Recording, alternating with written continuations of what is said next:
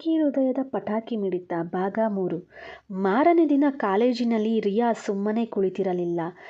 ನಿನ್ನೆ ಎಲ್ಲರ ಮುಂದೆ ತನಗಾದ ಅವಮಾನಕ್ಕೆ ಸೇಡು ತೀರಿಸಿಕೊಳ್ಳಲು ಕಾದು ಕುಳಿತಿದ್ದಳು.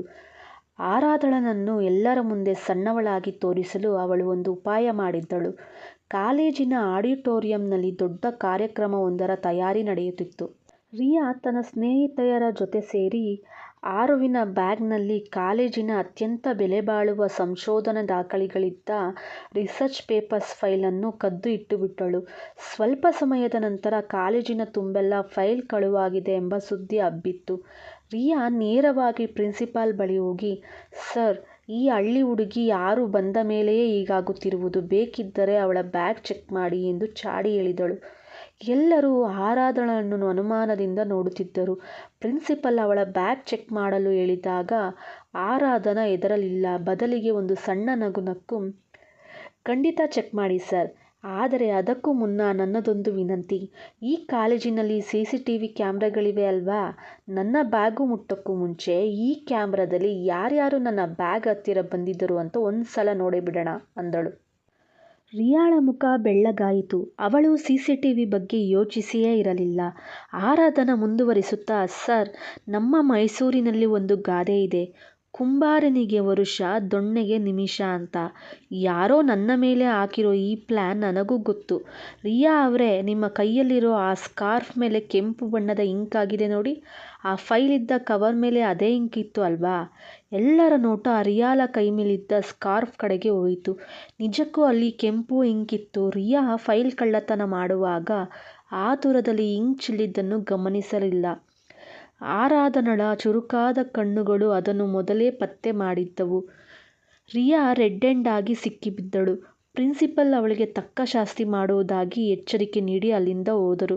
ಹೊರಬಂದ ಮೇಲೆ ಆರಾಧನಾ ರಿಯಾ ಹತ್ತಿರ ಹೋಗಿ ಹೇಳಿದಳು, ನೋಡಿ ರಿಯಾ, ಸಿಟಿಯಲ್ಲಿರೋರ್ಗೆ ಇಂಗ್ಲಿಷ್ ಬರಬಹುದು, ಆದರೆ ನಮಗೆ ಜನರನ್ನು ಓದೋದು ಬರುತ್ತೆ. ಮುಂದಿನ ಸಲ ಸೇಡು ತೀರಿಸ್ಕೋಬೇಕಾದ್ರೆ ಸ್ವಲ್ಪ ಜಾಸ್ತಿ ಓದಿಕೊಳ್ಳಿ. ಸಂಜೆ ಆರಾಧನಾ ಮನೆಗೆ ಬಂದಾಗ ಅರ್ಜುನ್ ಸೋಫಾದ ಮೇಲೆ ಕುಳಿತು ನ್ಯೂಸ್ ಪೇಪರ್ ಓದುತ್ತಿದ್ದ. ಅವನಿಗೆ ಆಲ್ರೆಡಿ ಕಾಲೇಜಿನ ಘಟನೆ ತಿಳಿದಿತ್ತು. ಪೊಲೀಸ್ ಅಲ್ವಾ? ಅರ್ಜುನ್, ಇವತ್ತು ಕಾಲೇಜಿನಲ್ಲಿ ದೊಡ್ಡ ರಂಪಾಟ ಮಾಡಿದೆಯಂತೆ? ಆರಾಧನಾ, ನಾನಲ್ಲ ಸರ್, ಆ ರಿಯಾ ಮಾಡಿದ್ಲು. ನಾನು ಬರೀ ಕ್ಲೋಸಿಂಗ್ ಸೆರೆಮನಿ ಮಾಡಿದ್ದೆ ಅಷ್ಟೆ. ಅರ್ಜುನ್ ಒಂದು ಸಣ್ಣ ಮುಗುಳ್ನಗೆಯನ್ನು ಬಚ್ಚಿಟ್ಟುಕೊಂಡು, ಪರವಾಗಿಲ್ಲ, ಲಾಠಿ ಹಿಡಿಯೋ ಅವಶ್ಯಕತೆ ಇಲ್ಲದೆ ಕೇಸ್ ಸಾಲ್ವ್ ಮಾಡಿದ್ಯಾ ಅಂದ ಹಾಗೆ. ಆ ಮೈಸೂರು ಪಾಕ್ ಚೆನ್ನಾಗಿತ್ತು. ಅರ್ಜುನ್ ಮೊದಲ ಬಾರಿಗೆ ಅವಳನ್ನು ಹೊಗಳಿದ್ದನ್ನು ಕೇಳಿ ಆರುವಿಗೆ ಆಶ್ಚರ್ಯವೋ ಆಶ್ಚರ್ಯ. ಅಷ್ಟರಲ್ಲಿ ಅರ್ಜುನ್ ಕೈಯಲ್ಲಿದ್ದ ಒಂದು ಕವರ್ ಅವಳ ಕಡೆಗೆ ಚಾಚಿದ್ದ. ಅದರಲ್ಲಿ ಅವಳು ಕೇಳಿದ್ದ ಐಸ್ ಕ್ರೀಮ್ ಇತ್ತು. ಆರಾಧನಾ, ಅಪ್ಪಾ, ಹಿಮಗಿರಿ ಪರ್ವತ ಕರಗುತ್ತಿದೆ ಅನ್ಸುತ್ತೆ.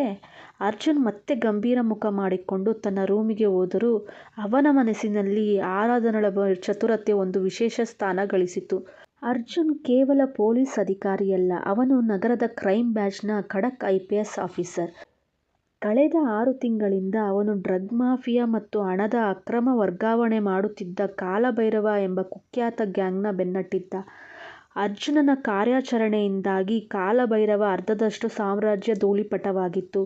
ಕೋಪಗೊಂಡ ಕಾಲಭೈರವ ಅರ್ಜುನನ ದೌರ್ಬಲ್ಯವನ್ನು ಹುಡುಕಲು ಶುರು ಮಾಡಿದ. ಅವನಿಗೆ ಸಿಕ್ಕಿದ್ದು ಅರ್ಜುನನ ಕುಟುಂಬ ಮತ್ತು ಇತ್ತೀಚೆಗೆ ಮನೆಗೆ ಬಂದಿದ್ದ ಪಟಾಕಿ ಆರಾಧನಾ. ಒಂದು ದಿನ ಕಾಲೇಜು ಮುಗಿಸಿ ಆರಾಧನಾ ಮತ್ತು ಧ್ವನಿ ಮನೆಗೆ ಬರಲು ಆಟೋಗಾಗಿ ಕಾಯುತ್ತಿದ್ದರು. ಆಗ ಒಂದು ಕಪ್ಪು ಬಣ್ಣದ SUV ವೇಗವಾಗಿ ಬಂದು ಅವರ ಮುಂದೆ ನಿಂತಿತು. ಅದರಿಂದ ಇಳಿದ ಮುಖವಾಡಧಾರಿಗಳು ಧ್ವನಿಯನ್ನು ಎಳೆದುಕೊಂಡು ಹೋಗಲು ಪ್ರಯತ್ನಿಸಿದರು.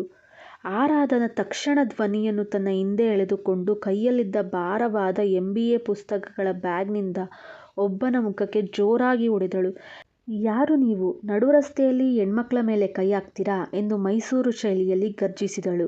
ಆದರೆ ಅವರಿಬ್ಬರನ್ನು ಸುತ್ತುವರಿದ ಗ್ಯಾಂಗ್ ಬಲವಂತವಾಗಿ ಅವರನ್ನು ಕಾರಿಗೆ ಎಳೆದುಕೊಂಡು ಹೋಗಿ ಒಂದು ಹಳೆಯ ಗೋದಾಮಿನಲ್ಲಿ ಕೂಡಿ ಹಾಕಿದರು. ಅರ್ಜುನನ ಫೋನ್ಗೆ ಒಂದು ವಿಡಿಯೋ ಕಾಲ್ ಬಂತು. ಅದರಲ್ಲಿ ಆರಾಧನಾ ಮತ್ತು ಧ್ವನಿ ಕೈಕಾಲು ಕಟ್ಟಿ ಹಾಕಲ್ಪಟ್ಟಿದ್ದರು. ಕಾಲಭೈರವ, ನೋಡು IPS ಅರ್ಜುನ್, ನೀನು ಹಿಡಿದಿರೋ ನನ್ನ ಹುಡುಗರನ್ನು ಬಿಡುಗಡೆ ಮಾಡು, ಇಲ್ಲದಿದ್ದರೆ ನಿನ್ನ ತಂಗಿ ಮತ್ತು ಈ ಮಲ್ಲಿಗೆ ಹುಡುಗಿ ಮನೆಗೆ ವಾಪಸ್ ಬರಲ್ಲ. ಅರ್ಜುನನ ರಕ್ತ ಕುದಿಯಿತು. ಆದರೆ ಅವನು ಗಾಬರಿಯಾಗಲಿಲ್ಲ. ಅವರಿಗೆ ಏನಾದರೂ ಆದರೆ ನಿನ್ನನ್ನು ಜೀವಂತವಾಗಿ ಬಿಡಲ್ಲ ಎಂದು ಎಚ್ಚರಿಸಿ ತಕ್ಷಣ ತನ್ನ ಟೀಮ್ ಜೊತೆ ಲೊಕೇಶನ್ ಟ್ರೇಸ್ ಮಾಡಲು ಶುರು ಮಾಡಿದ. ಗೋದಾಮಿನಲ್ಲಿ ಆರಾಧನ ಸುಮ್ಮನೆ ಕೂರಲಿಲ್ಲ. ಅವಳ ಕೈಗಳನ್ನು ಕಟ್ಟಿದ್ದರು. ಕಾಲಿನ ಹತ್ತಿರ ಬಿದ್ದಿದ್ದ ಒಂದು ಹಳೆಯ ಗಾಜಿನ ಚೂರನ್ನು ತನ್ನ ಕಾಲ್ಬೆರಳುಗಳಿಂದ ಎತ್ತಿಕೊಂಡು ಧ್ವನಿಗೆ ಕೊಟ್ಟಳು. ಆರಾಧನ, ಧ್ವನಿ, ಹೆದರಬೇಡ. ಈ ಗಾಜಿನಿಂದ ನನ್ನ ಕೈಗೆ ಹಗ್ಗ ಕತ್ತರಿಸು. ಇವತ್ತು ಇವರಿಗೆ ಮೈಸೂರು ಚಾಮುಂಡೇಶ್ವರಿ ಅವತಾರ ಅಂದರೆ ಏನು ಅಂತ ತೋರಿಸ್ತೀನಿ. ಹಗ್ಗ ಬಿಡಿಸಿಕೊಂಡ ಆರಾಧನ ಅಲ್ಲಿಯೇ ಇದ್ದ ಹಳೆಯ ಮೆಣಸಿನ ಪುಡಿಯ ಡಬ್ಬವೊಂದನ್ನು, ಅದು ಹಳೆ ಗೋದಾಮಾದ್ದರಿಂದ ಅಲ್ಲಿತ್ತು, ಅದನ್ನು ಕಂಡುಕೊಂಡಳು. ಕಿಡ್ನ್ಯಾಪರ್ಸ್ ಒಳಗೆ ಬಂದ ತಕ್ಷಣ ಅವಳು ಅವರ ಕಣ್ಣಿಗೆ ಮೆಣಸಿನ ಪುಡಿ ಎರಚಿದಳು. ಅವರು ಕಿರುಚುತ್ತಾ ಕಣ್ಣು ಉಜ್ಜಿಕೊಳ್ಳುತ್ತಿರುವಾಗ ಆರಾಧನ ಮತ್ತು ಧ್ವನಿ ಅಲ್ಲಿಂದ ತಪ್ಪಿಸಿಕೊಳ್ಳಲು ಪ್ರಯತ್ನಿಸಿದರು. ಅಷ್ಟರಲ್ಲಿ ಅರ್ಜುನ್ ತನ್ನ ಪೊಲೀಸ್ ಫೋರ್ಸ್ ಜೊತೆಗೆ ಸಿಂಹದಂತೆ ಅಲ್ಲಿಗೆ ಎಂಟ್ರಿ ಕೊಟ್ಟ. ಅರ್ಜುನ್ ರೌಡಿಗಳನ್ನು ಬಗ್ಗು ಬಡಿಯುತ್ತಿದ್ದರೆ ಆರಾಧನ ಒಂದು ಲಾಠಿ ಹಿಡಿದು ತಪ್ಪಿಸಿಕೊಳ್ಳಲು ನೋಡುತ್ತಿದ್ದ ಒಬ್ಬನಿಗೆ ಕಾಲಿಗೆ ಹಾಕಿ ಕೆಳಗೆ ಬೀಳಿಸಿದಳು. ಅರ್ಜುನ್ ಅಚ್ಚರಿಯಿಂದ, ನೀನು ಹೇಗೆ ಹಗ್ಗ ಬಿಡಿಸ್ಕೊಂಡೆ? ಆರಾಧನ, ಅದನ್ನೆಲ್ಲ ಆಮೇಲೆ ಹೇಳ್ತೀನಿ ಸರ್. ಮೊದಲು ಈ ಕಾಲಭೈರವನಿಗೆ 2 ಏಟು ಜಾಸ್ತಿ ಹಾಕಿ. ನನ್ನ ಮೈಸೂರು ಮಲ್ಲಿಗೆ ಎಲ್ಲ ನೆಲಕ್ಕೆ ಬಿದ್ದು ಹಾಳಾಗಿದೆ. ಅರ್ಜುನ್ ಮನಸ್ಸಿನಲ್ಲಿ ಅಂದುಕೊಂಡ. ಇವಳು ನಿಜಕ್ಕೂ ಪಟಾಕಿ. ಕೇವಲ ಮನೆಯನ್ನಲ್ಲ, ತನ್ನನ್ನು ತಾನು ರಕ್ಷಿಸಿಕೊಳ್ಳುವ ಧೈರ್ಯವ ಇವಳಿಗಿದೆ. ಅರ್ಜುನ್ IPS ಅಧಿಕಾರಿಯಾದ ಮೇಲೆ ಕೆಲಸದ ಒತ್ತಡದಲ್ಲಿ ತನ್ನ ಊರು, ಆಟ ಪಾಠ ಎಲ್ಲವನ್ನೂ ಮರೆತಿದ್ದ. ಆದರೆ ಈಗ ಕಾಲಭೈರವನ ಕೇಸ್ನಿಂದಾಗಿ ಅನಿವಾರ್ಯವಾಗಿ ಬ್ರೇಕ್ ತಗೋಬೇಕಾಗಿ ಬಂತು. ಇತ್ತ ಆರಾಧನಳ ತಾತ, ಪುಟ್ಟಿ, ನಿನ್ನ ನೋಡಿ ವಾರ ಆಯಿತು ಕಣೋ, ಒಮ್ಮೆ ಬಂದು ಹೋಗಮ್ಮ ಎಂದು ಫೋನಿನಲ್ಲಿ ತನ್ನ ಅಳಲನ್ನು ತೋಡಿಕೊಂಡಿದ್ದಕ್ಕೆ ಪಟಾಕಿ ಮೈಸೂರಿಗೆ ಹೊರಡಲು ರೆಡಿಯಾದಳು. ಆರಾಧನ ತನ್ನ ಬ್ಯಾಗ್ ಪ್ಯಾಕ್ ಮಾಡಿಕೊಂಡು ಹಜಾರಕ್ಕೆ ಬಂದಾಗ ಅರ್ಜುನ್ ಸೋಫಾದ ಮೇಲೆ ಕುಳಿತು ಏನೋ ಯೋಚಿಸುತ್ತಿದ್ದ. ಆರಾಧನ, ಅತ್ತೆ, ನಾನು ಹೋಗ್ಬರ್ತೀನಿ. ಈ ಹಿಮಗಿರಿ ಹತ್ತಿರ ಪರ್ಮಿಷನ್ ಕೇಳೋಕ್ಕೆ ಹೋದರೆ ಅವರು ಲಾಠಿ ತೋರಿಸ್ತಾರೆ, ನೀವೇ ಹೇಳ್ಬಿಡಿ. ಅರ್ಜುನ್ ತಲೆ ಎತ್ತದೆ. ಎಲ್ಲಿಗೆ? ಆರಾಧನ, ನಮ್ಮ ಮೈಸೂರಿಗೆ ಒಬ್ಬಳೇ ಹೋಗ್ತೀನಿ, ಬಸ್ ಸ್ಟ್ಯಾಂಡ್ ಹತ್ರ ಬಿಟ್ಟರೆ ಸಾಕು. ಅರ್ಜುನ್ ತಕ್ಷಣ ಎದ್ದು ನಿಂತ. ಮೊನ್ನೆ ನಡೆದ ಕಿಡ್ನ್ಯಾಪ್ ಪ್ರಯತ್ನ ಅವನ ಕಣ್ಣ ಮುಂದೆ ಹಾದು ಹೋಯಿತು. ಒಬ್ಬಳೇ ಹೋಗೋ ಹಾಗಿಲ್ಲ, ನಾನು ಬರ್ತಿದ್ದೀನಿ ಎಂದು ಅಧಿಕಾರಯುತವಾಗಿ ಹೇಳಿದ.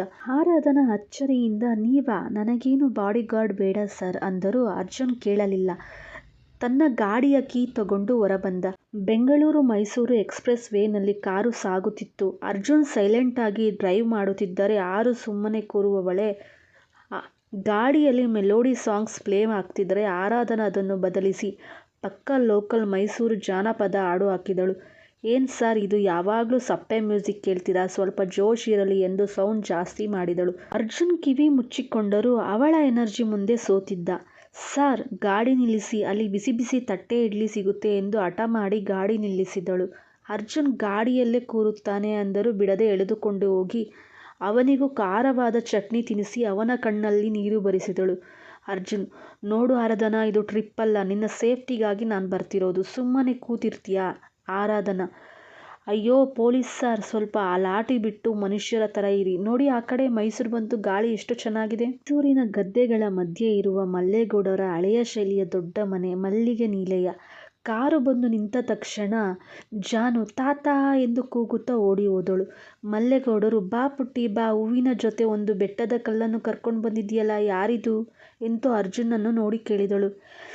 ಆರಾಧನ, ಇವರೇ ಅಜ್ಜ, ನರಸಿಂಹ ಅವರ ಮೊಮ್ಮಗ ಅರ್ಜುನ್ ಅಂತ, IPS ಆಫೀಸರ್. ಬೆಂಗಳೂರಲ್ಲೇ ಇವರ ಹೆಸರು ಕೇಳಿದರೆ ರೌಡಿಗಳಿಗೆ ಜ್ವರ ಬರುತ್ತೆ, ಆದರೆ ನನ್ನತ್ರ ಮಾತ್ರ ಇವರ ಆಟ ನಡೆಯಲ್ಲ ಎಂದು ನಗುತ್ತಾಳೆ. ಅರ್ಜುನ್ ಬಗ್ಗಿ ಮಲ್ಲೇಗೌಡರು ಮತ್ತು ಪಾರ್ವತಮ್ಮನ ಪಾದ ಮುಟ್ಟಿ ನಮಸ್ಕರಿಸಿದ. ಆ ಗಾಂಭೀರ್ಯ ಕಂಡ ಅಜ್ಜಿ ಪಾರ್ವತಮ್ಮ, ಯಾಕೋ ಹುಡುಗ ಇಷ್ಟು ಗಂಭೀರವಾಗಿದ್ದಾನೆ, ಮುಖ ನೋಡಿದರೆ ಯಾರನ್ನೋ ಅರೆಸ್ಟ್ ಮಾಡೋಕೆ ಬಂದಂಗೈತೆ. ಸುಮನ, ಸ್ವಲ್ಪ ಮಜ್ಜಿಗೆ ತಗೊಂಡು ಬನ್ನಿ, ಮೊದಲು ಇವರನ್ನ ತಣ್ಣಗೆ ಮಾಡೋಣ ಅಂದಳು. ಅಷ್ಟರಲ್ಲಿ ಮನೆಯ ಒಳಗಿಂದ ಸಕ್ಕರೆ ಮತ್ತು ಸಾಹಿತ್ ಎಂಬ ಟ್ವಿನ್ಸ್ ಪಟಾಕಿಗಳ ಥರ ಓಡಿ ಬಂದರು. ಅವರ ಹಿಂದೆ ಗಂಭೀರವಾಗಿ ಫೈಲ್ ಹಿಡಿದು ವಿಕ್ರಮ್ ಬಂದ. ವೆಲ್ಕಮ್ ಅರ್ಜುನ್ ಸರ್, ನಿಮ್ಮ ಬಗ್ಗೆ ತುಂಬ ಕೇಳಿದ್ದೀನಿ. ಅವತ್ತು ನಿಮ್ಮ ಮನೆಗೆ ಬಂದಾಗ ನಿಮ್ಮ ಜೊತೆ ಜಾಸ್ತಿ ಮಾತಾಡೋಕ್ಕಾಗಲಿಲ್ಲ.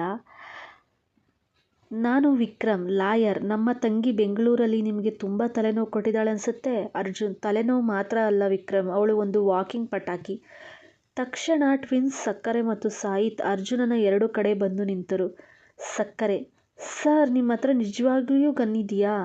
ಸಾಹಿತ್, ಸರ್, ಈ 6 ಅಕ್ಕನನ್ನು ಜೈಲ್ಗೆ ಹಾಕಿ ಸರ್, ದಿನಾ ನಮ್ಮ ಚಾಕ್ಲೇಟ್ ಕದ್ದಿ ತಿಂತಾಳೆ. ಅರ್ಜುನ್ ಕೋಪ ಮಾಡಿಕೊಳ್ಳಬೇಕೋ ಅಥವಾ ನಗಬೇಕೋ ತಿಳಿಯದೆ ಕಕ್ಕಾಬಿಕ್ಕಿಯಾದ. ಪಟಾಕಿ ಅವರ ಕಿವಿ ಹಿಂಡಿ, ಹೋಗಿ ಓದ್ಕೊಳ್ಳಿ ಮೊದಲು ಎಂದು ಓಡಿಸಿದಳು. ರಾತ್ರಿ ಊಟಕ್ಕೆ ಸೋಮಶೇಖರ್ ಮತ್ತು ಗೀತಾ ಎಲ್ಲರಿಗೂ ಬಡಿಸುತ್ತಿದ್ದರು. ತಟ್ಟೆ ತುಂಬ ಮೈಸೂರು ಶೈಲಿಯ ಮುದ್ದೆ, ನಾಟಿ ಕೋಳಿ ಸಾರು ಮತ್ತು ತುಪ್ಪದ ಅನ್ನ. ಸೋಮು: ಚಿಕ್ಕಪ್ಪ, ಅರ್ಜುನ್ ಅವರೇ, ನೀವೇನೋ IPS ಅಂತೆಲ್ಲ ಹೇಳ್ತಾರೆ, ಆದರೆ ನಮ್ಮ ಮೈಸೂರಿನಲ್ಲಿ ಈ ಮುದ್ದೆ ಮುರಿಯೋಕ್ಕಾದರೆ ಮಾತ್ರ ನೀವು ನಿಜವಾದ ಹೀರೋ. ಸುಮನ ಅಮ್ಮ: ಸೋಮು, ಸುಮ್ಮನೆ ಇರು, ಅವರು ಪಾಪ ಬೆಂಗಳೂರು ಮನುಷ್ಯರು, ಮೆಲ್ಲಗೆ ತಿಂದು ಬಿಡಿ. ಅರ್ಜುನ್ ಮೊದಲ ಮುದ್ದೆ ತುತ್ತು ಬಾಯಿಗೆ ಇಟ್ಟ ತಕ್ಷಣ ಖಾರಕ್ಕೆ ಅವನ ಕಿವಿ ಕೆಂಪಾಯಿತು. ಜಾನು ಇದನ್ನು ನೋಡಿ ಮೆಲ್ಲಗೆ ಪಿಸುಗುಟ್ಟಿದಳು. ಏನ್ ಸರ್, ಅರೆಸ್ಟ್ ಮಾಡೋದು ಸುಲಭ, ಆದರೆ ನಮ್ಮ ಮೈಸೂರು ಖಾರ ತಡೆಯೋದು ಕಷ್ಟ ಅಲ್ವಾ? ಅರ್ಜುನ್ ಕೋಪದಿಂದ ಕೆಣ್ಣು ಕೆಂಪಗೆ ಮಾಡಿ, ಆರಾಧನಾ ಸುಮ್ಮನೆ ಇರು, ಇಲ್ದಿದ್ರೆ ಇಲ್ಲೇ ನಿನ್ನ ಮೇಲೆ ಕೇಸ್ ಹಾಕ್ತೀನಿ. ಸಕ್ಕರೆ: ಅಮ್ಮೋ, ಅಕ್ಕನಿಗೆ ಕೇಸ್ ಹಾಕ್ತಾರಂತೆ, ಅಕ್ಕ ಇವತ್ತು ನೈಟ್ ಜೈಲ್ಗೆ ಹೋಗ್ತಾಳೆ ಎಂದು ಟ್ವಿನ್ಸ್ ಕುಣಿಯಲು ಶುರು ಮಾಡಿದರು. ಮಲ್ಲೇಗೌಡರು ಅರ್ಜುನನ ಹೆಗಲ ಮೇಲೆ ಕೈ ಹಾಕಿ, ನೋಡು ಅರ್ಜುನ್, ನೀನು ಎಷ್ಟೇ ದೊಡ್ಡ ಆಫೀಸರ್ ಇರಬಹುದು, ಆದರೆ ಇವತ್ತು ಈ ಮಲ್ಲಿಗೆ ನಿಲಯದಲ್ಲಿ ನೀನು ನಮ್ಮ ಆರುವಿನ ಫ್ರೆಂಡ್ ಅಷ್ಟೇ. ನಾಳೆ ಬೆಳಗ್ಗೆ ನಿನ್ನನ್ನು ಗದ್ದೆಗೆ ಕರ್ಕೊಂಡು ಹೋಗ್ತೀವಿ, ಅಲ್ಲಿ ಗೊಬ್ಬರ ತುಳಿಬೇಕು, ಆಯ್ತಾ ಎಂದರು. ಅರ್ಜುನ್ ಗಾಬರಿಯಿಂದ ಆರುವಿನ ಮುಖ ನೋಡಿದ. ಅವಳು ಕಣ್ಣು ಹೊಡೆದು, ರೆಡಿಯಾಗಿ ಸರ್, ನಾಳೆ ನಿಮಗೆ ಫೀಲ್ಡ್ ವರ್ಕ್ ಇದೆ ಎಂದು ನಕ್ಕಳು. ಅರ್ಜುನನಿಗೆ ಮೊದಲ ಬಾರಿಗೆ ಲೈಫ್ ಅಂದರೆ ಕೇವಲ ಕೇಸ್ ಡೈರಿ ಅಲ್ಲ, ಈ ತರಹದ ಕುಟುಂಬದ ಪ್ರೀತಿಯೂ ಹೌದು ಅನಿಸಿತು. ಈ ಕತೆ ನಿಮಗೆ ಇಷ್ಟವಾಗಿದ್ದಲ್ಲಿ ದಯವಿಟ್ಟು ಲೈಕ್ ಮಾಡಿ, ಶೇರ್ ಮಾಡಿ, ಸಬ್ಸ್ಕ್ರೈಬ್ ಮಾಡಿ.